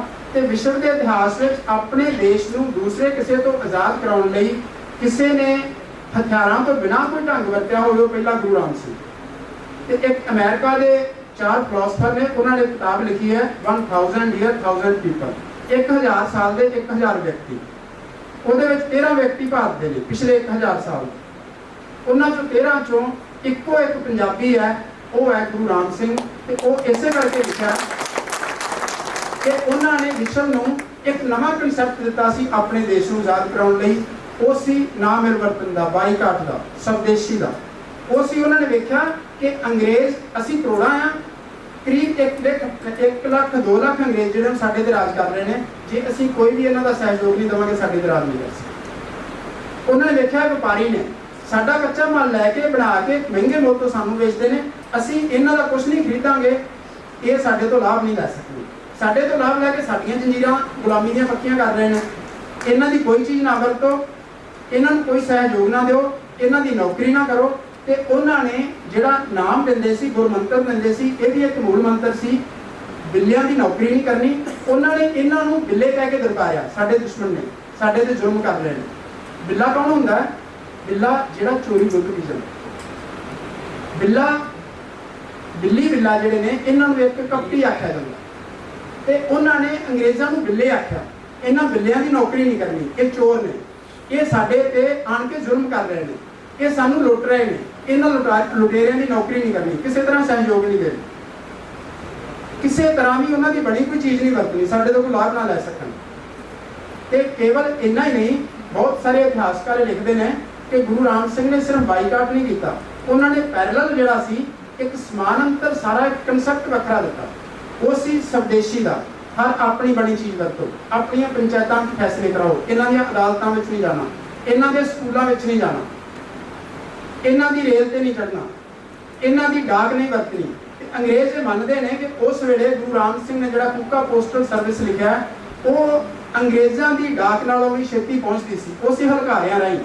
ਤੇ ਇੰਨੀ ਕੋਆਪਰੇਸ਼ਨ ਸੀ ਕਿ ਇੱਕ ਵਿਅਕਤੀ ਇਸ ਪਿੰਡ ਚੋਂ ਜਾਏਗਾ ਦੂਸਰੇ ਪਿੰਡ ਤੱਕ, ਉੱਥੇ ਜਿਹੜਾ ਵੀ ਨਾਮਧਾਰੀ ਮਿਲੇਗਾ ਉਹਨੂੰ ਸੰਦੇਸ਼ ਦੇਗਾ। ਉਹ ਜੇ ਰੋਟੀ ਖਾਂਦਾ, ਅਗਲੀ ਬੁਰਕੀ ਨਹੀਂ ਮੂੰਹ 'ਚ ਪੈ ਜਾ, ਅਗਲੇ ਪਿੰਡ ਜਾਏਗਾ, ਉਹ ਉੱਥੇ ਜਿਹੜਾ ਮਿਲੇਗਾ ਉਹਨੂੰ ਸੰਦੇਸ਼ ਦੇਗਾ। ਪੂਰੀ ਤੇਜ਼ੀ ਦੇ ਨਾਲ ਮੇਨ ਰਾਹ ਛੱਡ ਕੇ ਅੰਗਰੇਜ਼ਾਂ ਦੇ ਉਹ ਧਿਆਨ ਵਿੱਚ ਵੀ ਨਹੀਂ ਸੀ ਆ ਸਕਦੇ, ਉਹ ਫੜੇ ਵੀ ਨਹੀਂ ਸੀ ਜਾ ਸਕਦੇ, ਤੇ ਸੰਦੇਸ਼ ਪਹੁੰਚਦੇ ਸੀ। ਇਸ ਤਰ੍ਹਾਂ ਉਹਨਾਂ ਨੇ ਕੁੱਕਾ ਪੋਸਟਲ ਸਰਵਿਸ ਸ਼ੁਰੂ ਕੀਤੀ। ਉਹਨਾਂ ਨੇ ਵਿਦੇਸ਼ਾਂ ਨਾਲ ਉਸ ਵੇਲੇ ਜਿਹੜੇ ਆਜ਼ਾਦ ਸਰਕਾਰਾਂ ਸੀ, ਆਜ਼ਾਦ ਰਾਜ ਸੀ ਗੁਆਂਢੀ, ਉਹਨਾਂ ਨਾਲ ਆਪਣੇ ਸਬੰਧ ਸਥਾਪਿਤ ਕੀਤੇ ਕਿ ਜਦੋਂ ਸਾਨੂੰ ਲੋੜ ਪਏ ਸਾਡੀ ਮਦਦ ਕਰਨ। ਰਸ਼ੀਆ ਨਾਲ ਸਬੰਧ ਸਥਾਪਿਤ ਹੋਏ, ਅਫਗਾਨਿਸਤਾਨ ਨਾਲ, ਨੇਪਾਲ ਕੋਲੇ ਆਪਣੇ ਏਜੰਸੀ ਭੇਜੇ। ਕਸ਼ਮੀਰ ਆਜ਼ਾਦ ਸਟੇਟ ਸੀ, ਉੱਥੇ ਕੁੱਕਾ ਰੈਜੀਮੈਂਟ ਕਾਇਮ ਕੀਤੀ। ਮੈਂ ਸਮਝਦਾ ਕਿ ਜੇ ਮੈਂ ਬਰੀਫ ਵਿੱਚ ਗੱਲ ਕਰਾਂ ਤੇ 19ਵੀਂ ਸਦੀ 20ਵੀਂ ਸਦੀ ਵਿੱਚ ਸਭ ਤੋਂ ਪਹਿਲੀ ਆਜ਼ਾਦੀ ਲਹਿਰ ਸ਼ੁਰੂ ਹੁੰਦੀ ਹੈ, ਆਪਾਂ ਕਹਿੰਦੇ ਆ ਕਿਸਾਨ ਅੰਦੋਲਨ ਪਗੜੀ ਸੰਭਾਲ ਜੱਟਾ 1907 ਵਿੱਚ ਸ਼ਹੀਦ ਭਗਤ ਸਿੰਘ ਦੇ ਚਾਚਾ ਜਿਹੜੇ ਉਹ ਸ਼ੁਰੂ ਕਰਦੇ। ਹੋਰ ਬਹੁਤ ਸਾਰੇ ਪੰਜਾਬੀ ਨੇ ਉਸ ਵੇਲੇ। ਉਸ ਤੋਂ ਬਾਅਦ ਗਦਰ ਲਹਿਰ ਸ਼ੁਰੂ ਹੁੰਦੀ ਹੈ। ਉਸ ਤੋਂ ਬਾਅਦ ਮਹਾਤਮਾ ਗਾਂਧੀ ਦੀ ਜਿਹੜੀ ਹੈ ਕਾਂਗਰਸ ਸ਼ੁਰੂ ਹੁੰਦੀ ਹੈ। ਉਸ ਤੋਂ ਬਾਅਦ ਸ਼ਹੀਦ ਭਗਤ ਸਿੰਘ ਦੀ ਲਹਿਰ ਸ਼ੁਰੂ ਹੁੰਦੀ ਹੈ, ਭਾਰਤ ਨੌਜਵਾਨ ਸਭਾ, ਬੱਬਰ ਅਕਾਲੀ, ਬਹੁਤ ਸਾਰੀਆਂ ਆਜ਼ਾਦੀ ਲਹਿਰਾਂ। ਇਹ ਸਾਰੀਆਂ 20ਵੀਂ ਸਦੀ ਦੀਆਂ। 1857 ਤੋਂ ਲੈ ਕੇ 1907 ਤੱਕ ਪੂਰੀ ਅੱਧੀ ਸਦੀ ਹੈ, 50 ਸਾਲ ਦਾ ਸਮਾਂ ਸਤਿਗੁਰੂ ਰਾਮ ਸਿੰਘ ਵੱਲੋਂ ਚਲਾਈ ਕੂਕਾ ਲਹਿਰ ਤੋਂ ਬਿਨਾਂ ਕੋਈ ਵੀ ਭਾਰਤ ਵਿੱਚ ਨਹੀਂ ਜਿਹੜਾ ਅੰਗਰੇਜ਼ਾਂ ਦੇ ਵਿਰੁੱਧ ਸੰਘਰਸ਼ ਕਰਦਾ। ਤੇ ਇਸ ਤੋਂ ਵੀ ਵੱਡੀ ਗੱਲ ਇਹ ਹੈ ਕਿ ਉਹਨਾਂ ਨੇ ਜਿਹੜਾ ਸੰਘਰਸ਼ ਸ਼ੁਰੂ ਕੀਤਾ, ਜਿਹੜੇ ਉਹਨਾਂ ਨੇ ਪੂਰਨੇ ਪਾਏ, ਉਹਨਾਂ ਨੇ ਉਸ ਟਾਈਮ ਕੀਤਾ ਜਿਸ ਟਾਈਮ ਪੂਰੀ ਦੁਨੀਆ ਵਿੱਚ ਬਰਤਾਨਵੀ ਹਾਕਮ ਜਿਹੜੇ ਸੀ ਜਿੱਥੇ ਪੈਰ ਰੱਖਦੇ ਸੀ ਉਹ ਜਿੱਤ ਰਹੇ ਸੀ, ਉਹਨਾਂ ਦੇ ਵਿਰੁੱਧ ਕੋਈ ਉੱਚੀ ਸਾਹ ਨਹੀਂ ਸੀ ਲੈਂਦਾ।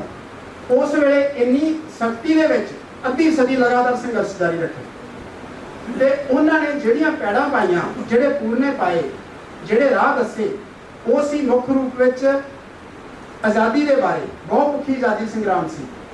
ਪਹਿਲਾ ਸੀ ਨਾ ਮਿਲਵਰਤਨ ਅਤੇ ਬਾਈਕਾਟ, ਸਵਦੇਸ਼ੀ ਦਾ। ਇਹਨੂੰ ਅਪਣਾਇਆ ਮਹਾਤਮਾ ਗਾਂਧੀ ਨੇ, ਨਹਿਰੂ ਨੇ ਤੇ ਕਾਂਗਰਸ ਨੇ ਤੇ ਬਹੁਤ ਸਾਰੇ ਦੇਸ਼ ਵਾਸੀਆਂ ਨੇ। ਦੂਸਰਾ ਸੀ ਵਿਦੇਸ਼ਾਂ ਨਾਲ ਸੰਪਰਕ ਕਰਕੇ ਆਪਣੀ ਫੌਜ ਕਾਇਮ ਕਰਨੀ। ਕੂਕਾ ਰੈਜੀਮੈਂਟ ਕਾਇਮ ਹੋਈ ਕਸ਼ਮੀਰ ਵਿੱਚ। ਬਾਅਦ ਚ ਅੰਗਰੇਜ਼ਾਂ ਨੇ ਪ੍ਰੈਸ਼ਰ ਪਾ ਕੇ ਤਲਵਾ ਦਿੱਤੀ। ਵਿਦੇਸ਼ਾਂ ਨਾਲ ਸੰਪਰਕ ਕਾਇਮ ਕੀਤੇ। ਉਹਨੂੰ ਅਪਣਾਇਆ ਸੁਭਾਸ਼ ਚੰਦਰ ਬੋਸ ਨੇ, ਆਜ਼ਾਦ ਹਿੰਦ ਫੌਜ। ਮੈਂ ਸਮਝਦਾ ਕੂਕਾ ਰੈਜੀਮੈਂਟ ਦਾ ਵਿਸਥਾਰ ਰੂਪ ਹੈ ਆਜ਼ਾਦ ਹਿੰਦ ਫੌਜ। ਤੀਸਰਾ ਸੀ ਕਿ ਲੋੜ ਪੈਣ ਤੇ ਸੂਰਬੀਰ ਵਾਂਗ ਸ਼ਹੀਦ ਹੋਵੋ ਤੇ ਆਪਣਾ ਸਰੀਰ ਕੁਰਬਾਨ ਕਰ ਦਿਓ ਆਪਣੇ ਦੇਸ਼ ਤੋਂ। ਤੇ ਉਸ ਵੇਲੇ 66 ਸਿੱਖ ਨਾਮਧਾਰੀ ਤੋਪਾਂ ਨਾਲ ਮਲੇਰਕੋਟਲੇ ਸ਼ਹੀਦ ਕੀਤੇ ਗਏ। ਅੰਮ੍ਰਿਤਸਰ 5 ਸਿੰਘ ਫਾਂਸੀਆਂ ਨਾਲ ਸ਼ਹੀਦ ਹੋਏ। ਰਾਏਕੋਟ 3 ਸਿੰਘ ਸ਼ਹੀਦ ਹੋਏ। ਲੁਧਿਆਣੇ 2 ਸਿੰਘ ਸ਼ਹੀਦ ਹੋਏ। ਉਹਨਾਂ ਚੋਂ ਗਿਆਨ ਸਿੰਘ ਨੇ, ਉਹ ਜਦੋਂ ਬਾਬਾ ਗਿਆਨਾ ਸਿੰਘ, ਉਹਦਾ ਨਾਮ ਰਤਨ ਸਿੰਘ ਵੀ ਸੀ, ਸੂਬਾ ਸੀ। ਗਿਆਨਾ ਸਿੰਘ ਤਖਤੇ ਪਰ ਚੜੇ ਤਾਂ ਬੋਲਾ ਕੀਤਾ ਬਿੱਲਿਆ, ਕਿਉਂਕਿ ਇੱਕ ਆਦਮੀ ਇੱਕ ਨਾਮਧਾਰੀ ਸਨ ਜਿਨ੍ਹਾਂ ਨੇ ਉਸ ਵੇਲੇ ਕਿਹਾ ਕਿ ਅਸੀਂ ਆਪੇ ਗਲ 'ਚ ਰੱਸੇ ਪਾਲਾਂਗੇ, ਤੁਸੀਂ ਨਾ ਪਾਓ। ਉਹ ਗਲ ਵਿੱਚ ਰੱਸਾ ਪਾਉਣ ਲੱਗੇ ਨੇ, ਅੰਗਰੇਜ਼ ਹਾਕਮ ਹੈ, ਪਿੱਠ ਕਰਕੇ ਖਲੋ ਜਾਂਦਾ ਹੈ, ਬੰਦੇ ਨੂੰ ਔਖਾ ਲੱਗਦਾ ਹੈ, ਕੋਈ ਬੰਦਾ ਸਾਹਮਣੇ ਮਰਨ ਲੱਗਾ ਉਹਨੂੰ ਵੇਖਣਾ, ਉੱਥੇ ਹੀ ਰੁਕ ਜਾਂਦੇ ਨੇ, ਕਹਿੰਦੇ ਨੇ ਬਿੱਲਿਆ ਮੂੰਹ ਦਾ ਸਾਹਮਣੇ ਰੱਖ, ਪਿੱਠ ਕਿਉਂ ਕੀਤੀ ਜਵਾਈ ਬੰਨੇ, ਅਸੀਂ ਫੇਰ ਆਵਾਂਗੇ, ਫੇਰ ਸਰੀਸਰ ਫੜਾਂਗੇ, ਤੁਸਾਂ ਦੇ ਤਹਿਤ ਨੂੰ ਉਠਾਵਾਂਗੇ, ਜਦ ਤੱਕ ਤੁਹਾਨੂੰ ਦੇਸ਼ ਤੋਂ ਕੱਢ ਨਹੀਂ ਦਿੰਦੇ ਤੱਕ ਸਾਹ ਨਹੀਂ ਲਵਾਂਗੇ। ਇਹ ਸੀ ਇੱਕ ਡੈਡੀਕੇਸ਼ਨ, ਇਹ ਸੀ ਇੱਕ ਭਾਵਨਾ, ਇਹ ਸੀ ਇੱਕ ਸੰਦੇਸ਼ ਜਿਹੜਾ ਉਹਨਾਂ ਨੇ ਦੇਸ਼ ਵਾਸੀਆਂ ਨੂੰ ਦਿੱਤਾ। ਮਲੇਰਕੋਟਲੇ ਦਾ ਸਾਕਾ ਹੁੰਦਾ, ਉਹਦੇ ਵਿੱਚ ਕੋਈ ਮੁਕੱਦਮਾ ਨਹੀਂ ਚਲਾਇਆ ਗਿਆ, ਉਹਦੇ ਵਿੱਚ ਇਹ ਵੀ ਹੋ ਸਕਦਾ ਸੀ ਉਹਨਾਂ ਤੇ ਮੁਕੱਦਮਾ ਚਲਾਇਆ ਜਾਂਦਾ, ਬਕਾਇਦਾ ਤੁਸੀਂ ਜਸਟੀਫਾਈ ਕਰੋ, ਫਿਰ ਜਿਨ੍ਹਾਂ ਨੂੰ ਫਾਂਸੀ ਦੇਣੀ, ਕਿਸੇ ਨੂੰ ਦੇਸ਼ ਨਿਕਾਲਾ ਦੇਣਾ, ਕਿਸੇ ਨੂੰ ਤੋਪ ਨਾਲ ਲੜਾਉਣਾ, ਕੁਛ ਕਰ ਲਓ। ਤੋਪਾਂ ਦੇ ਜੰਗ ਵਿੱਚ ਵਰਤੀਆਂ ਜਾਂਦੀਆਂ ਨੇ, ਕਦੇ ਵੀ ਕਿਸੇ ਨੂੰ ਸਜ਼ਾ ਦੇਣ ਲਈ ਤੋਪਾਂ ਨਹੀਂ ਸੀ ਵਰਤੀਆਂ ਗਈਆਂ, ਉਹਨਾਂ ਨੂੰ ਫਾਂਸੀ ਦਿੱਤੀ ਜਾਂਦੀ ਸੀ, ਵੱਧ ਤੋਂ ਵੱਧ ਗਨ ਨਾਲ, ਬੰਦੂਕ ਨਾਲ ਮਾਰ ਦਿਓਗੇ। ਪਰ ਨਾਮਧਾਰੀਆਂ ਨੂੰ ਕਢਾਉਣ ਲਈ ਤੋਪਾਂ ਵਰਤੀਆਂ ਗਈਆਂ, 7 ਤੋਪਾਂ। ਇਸ ਕਰਕੇ ਸੀ ਡਿਪਟੀ ਕਮਿਸ਼ਨਰ ਸੀ ਲੁਧਿਆਣੇ ਦਾ ਕਾਮਨ, ਉਹ ਇਹ ਸੋਚਦਾ ਸੀ ਕੱਲ ਸਾਕਾ ਹੋਇਆ, ਅੱਜ ਹੀ ਮੈਂ ਇਹਨਾਂ ਨੂੰ ਇਹੋ ਜਿਹੀ ਸਜ਼ਾ ਦੇਵਾਂਗਾ, ਇਹਨਾਂ 'ਚ ਬਹੁਤ ਸਾਰੇ ਗਿੜਗੜਾਉਣਗੇ, ਮੇਰੇ ਪੈਰੀ ਡਿੱਗਣਗੇ, ਮਾਫੀਆਂ ਮੰਗਣਗੇ, ਜਿਹੜਾ ਮਾਫੀ ਮੰਗੇਗਾ ਗੁਰੂ ਰਾਮ ਸਿੰਘ ਦਾ ਸਾਥ ਛੱਡ ਦੇਗਾ, ਮੈਂ ਉਹਨੂੰ ਮਾਫ ਕਰ ਦਿਆਂਗਾ। ਹਿੰਦੁਸਤਾਨ ਦੇ ਲੋਕਾਂ ਨੂੰ ਪਤਾ ਲੱਗ ਜਾਏਗਾ ਵੀ ਸਾਡੇ ਵਿਰੁੱਧ ਉੱਚੀ ਸਾਹ ਲੈਣ ਦਾ ਅਰਥ ਕੀ ਹੁੰਦਾ, ਇਸ ਤੋਂ ਬਾਅਦ ਸਾਡੇ ਵਿਰੁੱਧ ਕੋਈ ਉੱਚੀ ਸਾਹ ਨਹੀਂ ਲਏਗਾ। ਇਹ ਸੋਚ ਕੇ ਕਾਮਨ ਜਾ ਰਿਹਾ ਸੀ ਮਲੇਰਕੋਟਲੇ ਦੇ ਮੈਦਾਨ ਵਿੱਚ, ਤੋਪਾਂ ਇਹ ਸੋਚ ਕੇ ਬਣਵਾਈਆਂ ਸੀ। ਇਹ ਸਿੰਘ ਇਹ ਸੋਚ ਕੇ ਜਾ ਰਹੇ ਸੀ, ਉਹਨਾਂ ਨੂੰ ਪਤਾ ਸੀ ਅਸੀਂ ਇੰਨੇ ਕੁ ਜਾ ਕੇ ਦੇਸ਼ ਨੂੰ ਆਜ਼ਾਦ ਨਹੀਂ ਕਰਾ ਲਵਾਂਗੇ। ਉਹ ਸੋਚ ਕੇ ਗਏ ਸੀ ਅਸੀਂ ਸ਼ਹੀਦ ਹੋ ਕੇ ਆਪਣੇ ਦੇਸ਼ ਵਾਸੀਆਂ ਚੋਂ ਮੌਤ ਦਾ ਡਰ ਕੱਢਣਾ, ਉਹਨਾਂ ਨੂੰ ਦੱਸਣਾ ਕਿ ਦੇਸ਼ ਵਾਸਤੇ ਇਸ ਤਰ੍ਹਾਂ ਕੁਰਬਾਨ ਹੋਈਦਾ, ਤੇ ਹਾਕਮਾਂ ਨੂੰ ਦੱਸਣਾ ਕਿ ਸਿਰ ਕੱਟਿਆ ਜਾ ਸਕਦਾ, ਝੁਕ ਨਹੀਂ ਸਕਦਾ। ਇਸ ਗੱਲ ਲਈ ਹੋ ਗਏ ਸੀ। ਦੋਵੇਂ ਆਪੋ ਆਪਣੀ ਸੋਚ ਲੈ ਕੇ ਮੈਦਾਨ 'ਚ ਇਕੱਠੇ ਹੁੰਦੇ ਨੇ। ਵੇਖਣ ਨੂੰ ਲੱਗਦਾ ਹੈ ਕਿ ਕਾਮਨ ਜਿੱਤ ਗਿਆ, ਉਹਨੇ ਸ਼ਹੀਦ ਕਰ ਦਿੱਤਾ, ਪਰ ਜੇ ਅਸੀਂ ਉਹਨਾਂ ਦੀ ਭਾਵਨਾ ਨੂੰ ਵੇਖੀਏ, ਕਾਮਨ ਹਾਰਿਆ ਤੇ ਉਹ ਨਾਮਧਾਰੀ ਸਿੰਘ ਸ਼ਹੀਦ ਜਿੱਤੇ ਨੇ, ਕਿਉਂਕਿ ਕਾਮਨ ਨੇ ਚਾਹੁੰਦਾ ਸੀ ਕੋਈ ਗਿੜਗੜਾਏ, ਕੋਈ ਮਾਫੀ ਮੰਗੇ, ਕੋਈ ਨਹੀਂ ਮਾਫੀ ਮੰਗ ਰਿਹਾ। ਇੱਕ ਮਹਾਰਾਜਾ ਪਟਿਆਲੇ ਦਾ ਰਿਸ਼ਤੇਦਾਰ ਸੀ, ਇਹ ਜਿਹੜੇ ਨਿਵਾੜੇ ਸੀ ਅੰਗਰੇਜ਼ਾਂ ਦੇ ਨਾਲ ਸੀ, ਉਹਨਾਂ ਦੀਆਂ ਤੋਪਾਂ ਸੀ, ਉਹਨੂੰ ਆਖਿਆ ਜਾਂਦਾ ਕਿ ਤੇਰਾ ਕੱਦ ਛੋਟਾ ਹੈ, ਪਿੱਛੋਂ ਸਿਫਾਰਿਸ਼ ਆਈ, ਮੁੰਡਾ ਜਵਾਨ, ਅਸੀਂ ਸਮਝਾ ਲਵਾਂਗੇ, ਛੱਡ ਦਿਓ, ਸਿਫਾਰਿਸ਼ ਆਈ ਕਿਸੇ ਤਰ੍ਹਾਂ ਛੱਡੋ। ਉਹ ਆਖਦਾ ਹੈ ਕਿ ਤੇਰਾ ਕੱਦ ਛੋਟਾ, ਪਿੱਛੇ ਹੋ ਜਾ, ਢੇਮਾਂ ਇਕੱਠੀਆਂ ਕਰ ਲੈਂਦਾ, ਖੜਾ ਹੋ ਜਾਂਦਾ, ਕਹਿੰਦਾ ਹੁਣ ਤੇ ਨਹੀਂ ਕੱਦ ਛੋਟਾ, ਮੇਰੇ ਸਾਥੀਆਂ ਤੋਂ ਨਾ ਨਿਕਲੋ। ਉਹ ਸ਼ਹੀਦ ਹੁੰਦਾ। ਛੋਟਾ ਬਾਲਕ ਹੈ ਕਾਮਨ, ਬਿਸ਼ਨ ਸਿੰਘ, ਕਾਮਨ ਦੀ ਮੇਮ ਆਖਦੀ ਹੈ 12-13 ਸਾਲ ਦਾ ਬੱਚਾ ਹੈ, ਇਹਨੇ ਕੀ ਜਾਣਿਆ, ਭਲੇਖੇ ਨਾਲ ਆ ਗਿਆ, ਇਹਨੂੰ ਛੱਡ ਦੇ, ਬਿਲਕੁਲ ਸਾਡੇ ਪੁੱਤ ਵਰਗਾ। ਉਹ ਕਹਿੰਦਾ ਛੱਡ ਦਿਆਂਗਾ, ਬਸ 2 ਸ਼ਬਦ ਕਹਿ ਦੇ, ਮੈਂ ਗੁਰੂ ਰਾਮ ਸਿੰਘ ਦਾ ਸਿੱਖ ਹਾਂ। ਉਹਨੂੰ ਕੋਲੇ ਸੱਦਦਾ, ਗੁਰੂ ਰਾਮ ਸਿੰਘ ਦੇ ਬਾਰੇ ਕੁਛ ਅਪਸ਼ਬਦ ਆਖਦਾ ਉਹ ਰਾਮ ਸਿੰਘ ਬਾਗੀ ਦਾ ਸਾਥ ਛੱਡ ਦੇ, ਤੈਨੂੰ ਰਾਜ ਮਿਲੇਗਾ, ਸੁਖ ਮਿਲੇਗਾ। ਉਹ ਬੱਚਾ ਜਿਹੜਾ ਹੈ, ਉਹਦੀ ਦਾੜੀ ਨੂੰ, ਉਹ ਪਹਿਲਾਂ ਪਾਦਰੀ ਰਿਹਾ ਸੀ ਕਾਮਨ, ਉਹਦੀ ਦਾੜੀ ਫੜ ਲੈਂਦਾ, ਛਡਾਉਣ ਦੀ ਕੋਸ਼ਿਸ਼ ਕਰਦੇ ਨੇ, ਹੱਥ ਕੱਟੇ ਜਾਂਦੇ ਨੇ, ਸਿਰ ਕੱਟਿਆ ਜਾਂਦਾ, ਤੇ ਦਾੜੀ ਛੱਡ। ਕਾਮਨ ਹਾਰਿਆ ਤੇ ਉਹ ਜਿੱਤੇ। ਕਾਮਨ ਸੋਚ ਕੇ ਗਿਆ ਸੀ ਮੈਂ ਡਰਾਉਣਾ, ਉਹ ਜਿੱਤੇ ਕਿ ਦੇਸ਼ ਵਾਸੀਆਂ ਨੂੰ ਸੂਰਬੀਰਤਾ ਦਾ ਸੰਦੇਸ਼ ਸੁਣਾਇਆ। ਅਸੀਂ ਵੇਖਦੇ ਹਾਂ ਸ਼ਹੀਦ ਊਧਮ ਸਿੰਘ, ਸ਼ਹੀਦ ਭਗਤ ਸਿੰਘ, ਜਦੋਂ ਅਸੀਂ ਉਹਨਾਂ ਦੀਆਂ ਲਿਖਤਾਂ ਪੜ੍ਹਦੇ ਹਾਂ, ਇੱਥੇ ਇੱਕ ਪੁਸਤਕ ਹੈ ਡੀਸੀ ਸਾਹਿਬ ਨੂੰ ਮੈਂ ਦਿੱਤੀ ਹੈ, ਸ਼ਹੀਦ ਭਗਤ ਸਿੰਘ ਜੀ ਨੇ 1928 ਵਿੱਚ ਇੱਕ 2 ਕਿਸ਼ਤਾਂ ਵਿੱਚ ਮਹਾਰਥੀ ਮੈਗਜ਼ੀਨ ਵਿੱਚ ਲੇਖ ਲਿਖਿਆ ਕੂਕਾ ਮੂਵਮੈਂਟ ਬਾਰੇ। ਉਹਦੇ 'ਚ ਬਹੁਤ ਡਿਟੇਲ 'ਚ ਲਿਖਦੇ ਨੇ ਕਿ ਗੁਰੂ ਰਾਮ ਸਿੰਘ ਦਾ ਨਾਮ ਮਿਲਵਰਤਨ ਇਸ ਪੱਧਰ ਦਾ ਸੀ। ਉਹ ਵੀ ਲਿਖਦੇ ਨੇ ਕਿ ਇਹਨਾਂ ਸ਼ਹੀਦਾਂ ਨੇ, ਜੇ ਉਹ ਲੜਦਿਆਂ ਹੋਇਆਂ ਕਾਮਯਾਬ ਨਹੀਂ ਵੀ ਹੋਏ, ਉਹ ਸ਼ਹੀਦ ਹੋ ਗਏ ਕਿ ਉਹ ਭੁਲਾ ਦੇਣ ਦੇ ਯੋਗ ਨੇ, ਉਹਨਾਂ ਦਾ ਸਿਮਰਨ ਕਰਨਾ ਚਾਹੀਦਾ, ਉਹਨਾਂ ਦੇ ਅੱਗੇ ਸਿਰ ਝੁਕਾਉਣੇ ਚਾਹੀਦੇ ਨੇ। ਲੰਮੇ ਲੇਖ ਵਿੱਚ ਉਹ ਸਾਰੀ ਵਾਰਤਾ ਲਿਖਦੇ ਨੇ, ਗੁਰੂ ਰਾਮ ਸਿੰਘ ਬਾਰੇ ਡਿਟੇਲ ਵਿੱਚ ਲਿਖਦੇ ਨੇ। ਮੇਰਾ ਕਹਿਣ ਤੋਂ ਭਾਵ ਕਿ ਜਿਹੜੇ ਸ਼ਹੀਦ ਭਗਤ ਸਿੰਘ ਤੇ ਇਹਨਾਂ ਦੇ ਸਾਥੀ ਸ਼ਹੀਦ ਊਧਮ ਸਿੰਘ, ਮਦਨ ਲਾਲ ਢੀਂਗਰਾ, ਇਸ ਤਰ੍ਹਾਂ ਦੇ ਅਨੇਕਾਂ ਸ਼ਹੀਦ ਹੋਏ ਨੇ, ਉਹਨਾਂ ਦੇ ਵੀ ਉਹ ਉਹਨਾਂ ਪੈੜਾਂ ਤੇ ਚੱਲ ਕੇ ਸ਼ਹੀਦ ਹੋਏ ਜਿਹੜੇ ਪੂਰਨੇ ਪਾਏ ਸੀ ਨਾਮਧਾਰੀ ਸਿੰਘਾਂ ਨੇ। ਇਹ 3 ਤਰ੍ਹਾਂ ਦੀਆਂ ਲਹਿਰਾਂ ਚੱਲੀਆਂ 20ਵੀਂ ਸਦੀ ਵਿੱਚ। ਇਹਨਾਂ ਦਾ ਆਰੰਭ ਜਿਹੜਾ ਸੀ ਉਹ ਗੁਰੂ ਰਾਮ ਸਿੰਘ ਦੀ ਕੂਕਾ ਲਹਿਰ ਤੇ ਕੀਤਾ ਸੀ।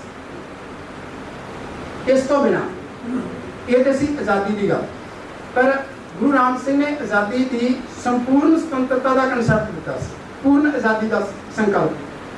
ਪੂਰਨ ਆਜ਼ਾਦੀ ਸਿਰਫ ਰਾਜਨੀਤਿਕ ਆਜ਼ਾਦੀ ਨਹੀਂ, ਪੂਰਨ ਆਜ਼ਾਦੀ ਸੀ ਅਸੀਂ ਵਿਸ਼ਿਆਂ ਵਿਕਾਰਾਂ ਤੋਂ ਮੁਕਤ ਹੋਈਏ, ਅਸੀਂ ਰੂੜੀਵਾਦੀ ਵਿਚਾਰਾਂ ਤੋਂ ਮੁਕਤ ਹੋਈਏ, ਵਹਿਮਾਂ ਭਰਮਾਂ ਤੋਂ ਮੁਕਤ ਹੋਈਏ, ਅਸੀਂ ਨਸ਼ਿਆਂ ਤੋਂ ਮੁਕਤ ਹੋਈਏ। ਉਸ ਵੇਲੇ ਪੂਰੇ ਸਮਾਜ ਨੂੰ ਨਸ਼ਾ ਮੁਕਤ ਕਰਨ ਦਾ ਉਹਨਾਂ ਨੇ ਬੀੜਾ ਚੁੱਕਿਆ। ਗਿਆਨੀ ਗਿਆਨ ਸਿੰਘ ਜਿਹੜੇ ਉਸ ਵੇਲੇ ਹੋਏ ਨੇ, ਉਹ ਲਿਖਦੇ ਨੇ ਫੀਮ, ਭੰਗ, ਪੋਸਤ, ਸ਼ਰਾਬ, ਮਾਸ, ਚੋਰੀ, ਜਾਰੀ, ਠੱਗੀ, ਤਜ, ਪੀਏ, ਸੰਤ, ਸਤਯੁਗ ਆ ਗਏ। ਇਹ ਸਾਰੀਆਂ ਗੱਲਾਂ ਛੱਡ ਕੇ ਉਹਨਾਂ ਨੇ ਇੱਕ ਸਤਯੁਗ ਲਾ ਦਿੱਤਾ। ਜਿਹੜੇ ਬਹੁਤ ਨਸ਼ੇੜੀ ਸੀ ਉਹ ਦੇਸ਼ ਭਗਤ ਬਣ ਗਏ। ਬਹੁਤ ਸਾਰੇ ਜਿਹੜੇ ਅੰਗਰੇਜ਼ਾਂ ਦੇ ਵਫਾਦਾਰ ਸੀ। ਇਸੇ ਲੇਖ ਵਿੱਚ ਹੀ ਸ਼ਹੀਦ ਭਗਤ ਸਿੰਘ ਲਿਖਦੇ ਨੇ, ਗੁਰੂ ਰਾਮ ਸਿੰਘ ਬੜੇ ਪ੍ਰਤਾਪੀ ਤੇ ਪ੍ਰਭਾਵਸ਼ਾਲੀ ਵਿਅਕਤੀ ਸਨ।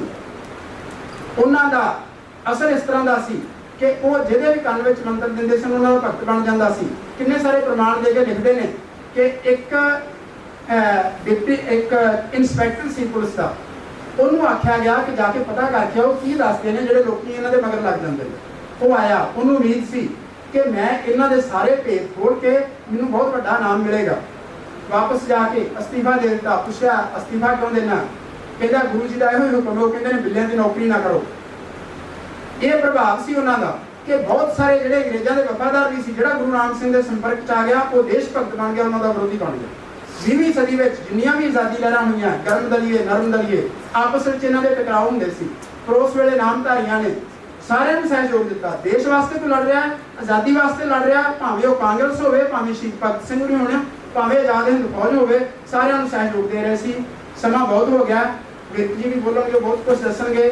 ਮੈਂ ਫਿਰ ਆਪਣੀ ਗੱਲ ਇੰਨੇ ਨਾਲ ਹੀ ਸਮਾਪਤ ਕਰਦਾ ਕਿ ਮੈਂ ਸਮਝਦਾ ਕਿ ਇਹ ਜਿਹੜਾ ਇੱਕ ਆਸ਼ਰਮ ਚੱਲ ਰਿਹਾ, ਇਹ ਭਾਈ ਗੁਰਿੰਦਰ ਸਿੰਘ ਜੀ, ਭਾਈ ਕਨ੍ਹਈਆ ਜੀ ਜਿਹੜਾ ਚਲਾ ਰਹੇ ਨੇ, ਇਹ ਗੁਰੂ ਨਾਨਕ ਦਾ, ਗੁਰੂ ਗੋਬਿੰਦ ਸਿੰਘ ਦਾ, ਗੁਰੂ ਰਾਮ ਸਿੰਘ ਦਾ ਜਿਹੜਾ ਸੰਕਲਪ ਸੀ, ਉਸੇ ਤੇ ਚੱਲਦਿਆਂ ਹੋਇਆ ਉਹਨਾਂ ਪੂਰਨਿਆਂ ਤੇ ਉਹਨਾਂ ਲੀਹਾਂ ਤੇ ਚੱਲ ਕੇ ਸੇਵਾ ਕਰ ਰਹੇ ਨੇ। ਸਤਿਗੁਰੂ ਕਿਰਪਾ ਕਰੇ ਇਹਨਾਂ ਨੂੰ ਇਹ ਤਾਕਤ ਬਖਸ਼ੇ, ਇਸ ਤਰ੍ਹਾਂ ਦੀ ਹੋਰ ਸੇਵਾ ਕਰ ਸਕਣ। ਧੰਨਵਾਦ। ਸਤਿ ਸ਼੍ਰੀ ਅਕਾਲ।